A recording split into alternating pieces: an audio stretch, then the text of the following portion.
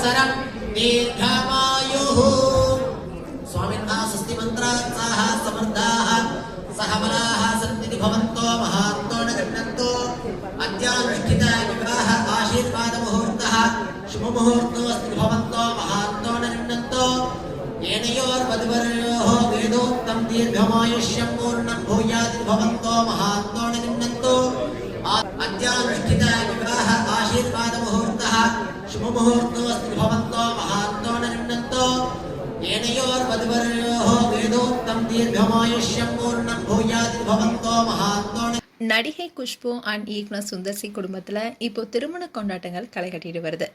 இவங்களுடைய மூத்த மகள் அவந்திகாவுக்கு இன்னைக்கு திருமணம் நடந்திருக்கு. இவங்க தான் நாளைக்கு திருமண வரவேற்பு சென்னையில் பிரம்மாண்டமாக நடக்க இருக்கு. அது மட்டும் இல்லாமல் இந்த திருமண விழாவில் பல நடிகர் நடிகைகள் வந்து கலந்துருக்காங்க.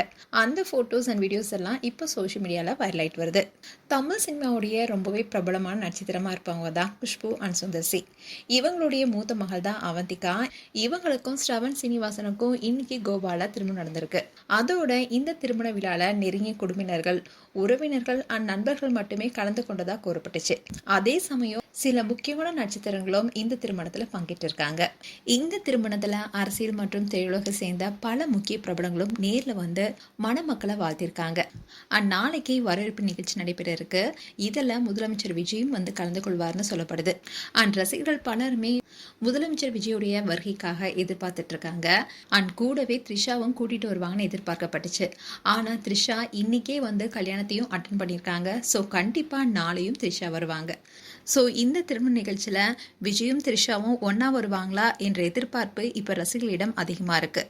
மேலும் அவந்திகா அண்ட் ஸ்ரவன் தம்பதிக்கு எங்களுடைய மனமார்ந்த வாழ்த்துக்கள். உங்களுடைய வாழ்த்துக்களை கமெண்ட் செக்ஷன் சொல்லுங்கள். இது போன்ற வீடியோஸை பார்க்க நியூஸ் தமிழ் கிட்ஸ் சேனலை சப்ஸ்கிரைப் பண்ணுங்கள். மறக்காமல் நோட்டிஃபிகேஷன் பட்டனை கிளிக் பண்ணுங்கள்.